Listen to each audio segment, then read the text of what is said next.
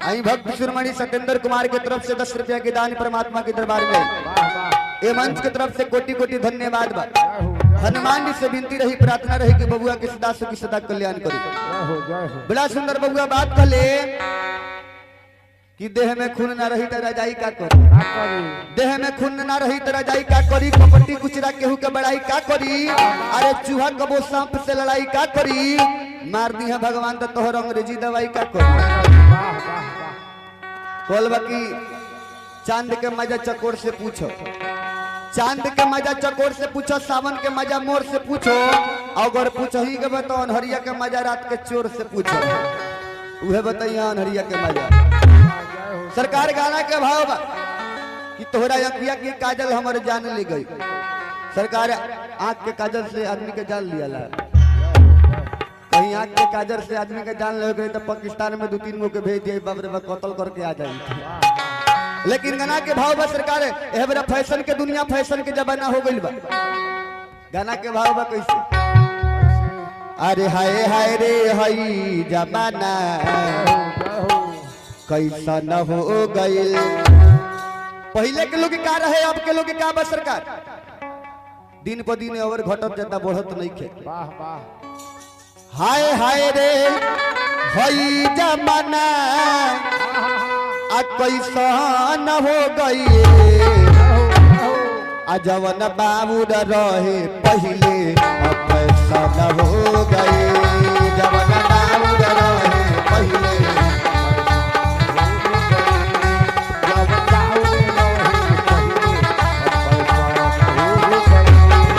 हाय हाय रे हई जमाना कैसा न हो गए, हाय हाय रे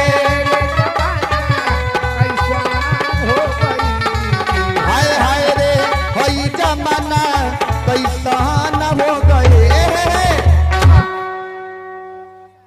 आई भक्त शिरोमणि राम परवेश शाह जी की तरफ से 15 रुपए के दान हनुमान जी के दरबार में आई। ये मंच की तरफ से कोटि कोटि धन्यवाद बा। हनुमान जी से विनती करो, प्रार्थना करे कि वहां के सदा सुखी सदा कल्याण करो।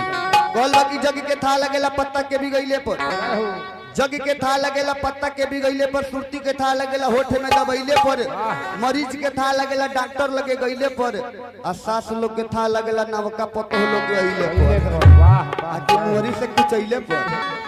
बाप रे बाप, सास लोग पतो नु मांगता वो गड़ी माई से की है गड़ी माई हमरा के पतो दियो कि साम मोर करी खानी भूख भूख बोरत हो के आ नागिन खानी हो के।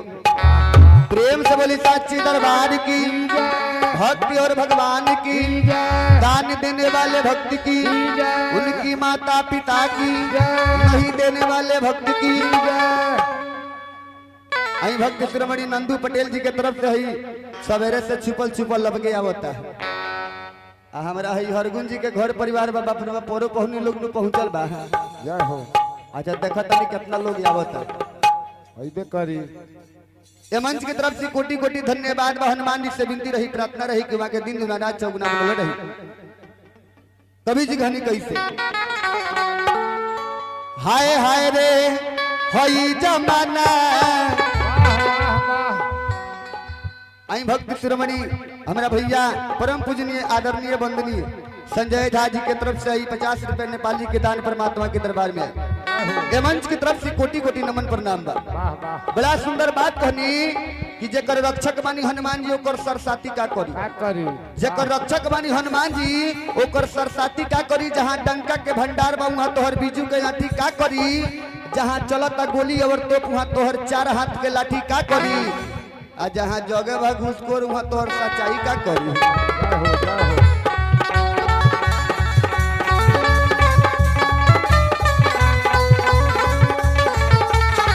हाय हाय रे हई जमाना कैसा न हो गए,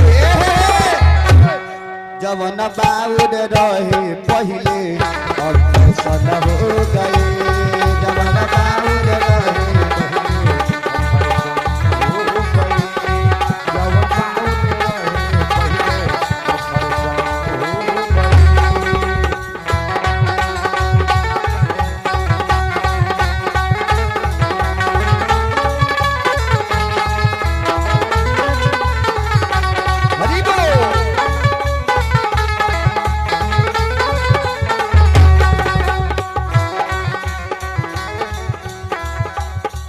आई भक्त शिरोमणि हमारा मनोज भैया के तरफ से देखी है 21 रुपया के दान परमात्मा की दरबार में आई। ये मंच के तरफ से कोटि कोटि धन्यवाद बा। हनुमान जी से विनती रही प्रार्थना रही कि वहां के सदा सुखी सदा कल्याण करे। सरकार पहले के लोग क्या रहे, पहले के माई बहन यहाँ से यहाँ तले टीकी यहाँ से यहाँ तले मांग फारी कहेला तो हमारे पति देव लंबा उम्र हुई, हमारे पति देव सदा के लिए खुश रही है। लेकिन एवरा फैशन के दुनिया फैशन के जमाना हो गई बा। अब कहाँ यहाँ फराता, अब तो है न फराता, अल्लाह से न उल्टा दहल जाता। अब सिंदूर नहीं के कोई तो होल्ड ला लिए है पर रगड़ दिया था। यही में उधियवनी उधियात रह गड़ात रह आ मरत रह। फैशन के सरकार दुनिया हो गई बा, फैशन के जमाना हो गई बा। ए बेरा एक कलयुग में सरकार 2000 3000 4000 5000 के जींस की नाता आ जींस वा बुया तब पागल सियार खरखोच देला भाई। हां करी फैशन फैशन है मार तो ही के फैशन के कौन फैशन है। सरकार पुराने जींस हो के ओकरे के फाड़ हो के पहिर ली। पहले के माई बहन कहीं सरकार अगर लड़का कहीं चल जाई फाटल कपड़ा पहन के बड़ा शिकायत हुई तो में पेवन लगा दी, चलो कानू पेवन वाला कपड़ा हो। लेकिन हमरा तक कानू बिना पेवने वाला चलता। लड़का लोग के क्या पूछले बनी, लड़की लोग फैशन बाप रे बाजार में घूमता कहल बा कैसे अरे देहिया पर नहीं खेलूगा से नुरा साइड में लागल हो घूमेली बबुनी मार्केट जी सब पे के फाटल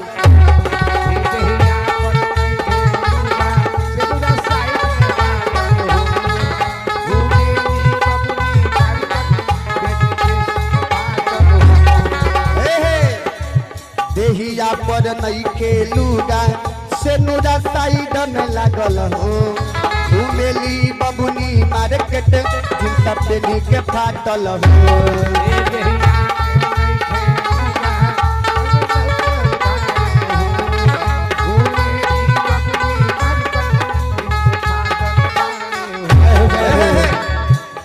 भवे भसुर से नाला जाली ऐसा न हो गए।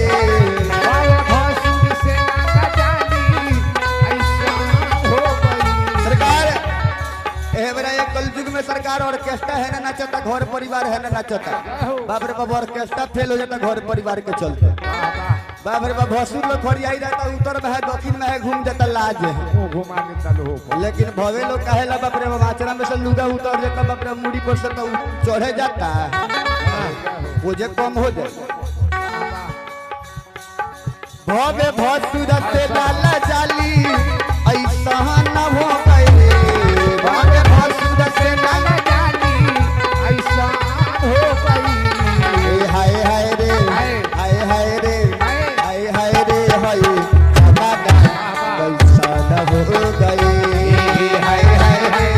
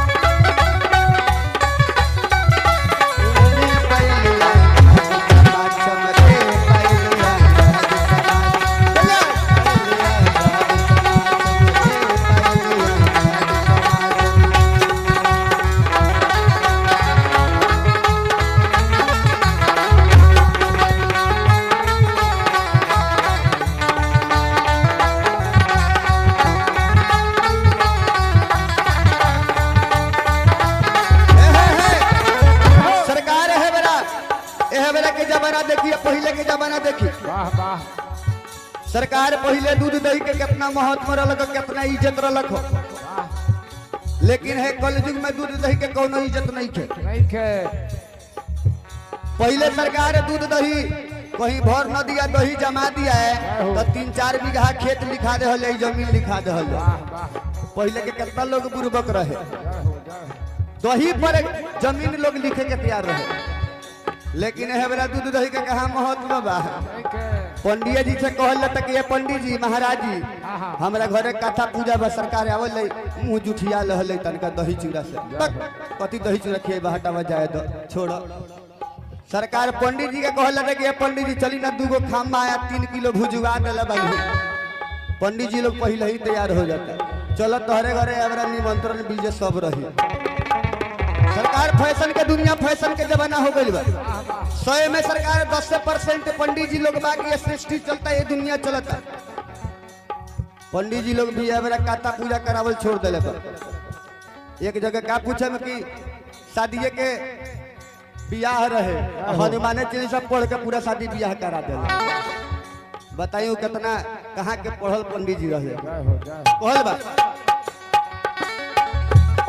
दूध दही में नहीं के विटामिन सभे काला अंडा हो जहाँ हो के रामायण गीता वहाँ नाचे लवंडा हो।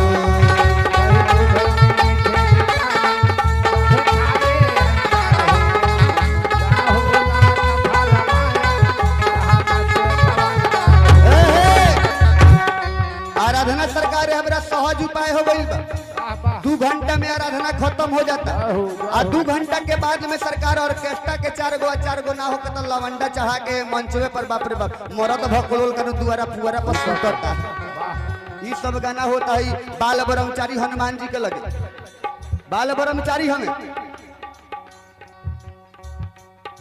दूध दही में नहीं के विटामिन सभे काला अंडा हो जहाँ हो के रामायण गीता वहाँ नाचे लवंडा हो।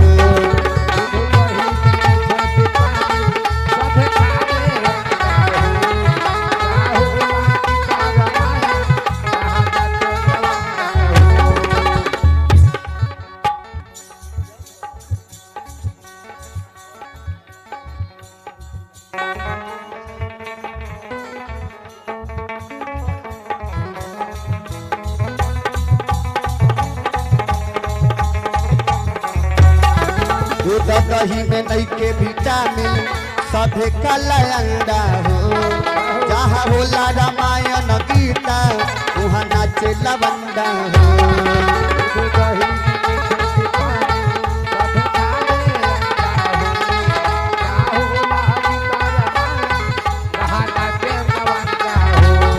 ये भी राम कृष्ण के देश लंदन हो गए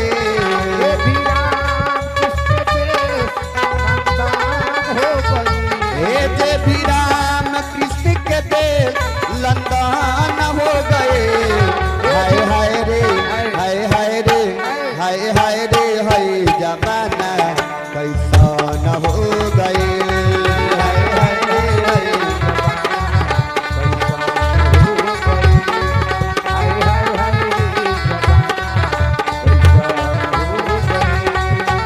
मंगल मूर्ति मारुति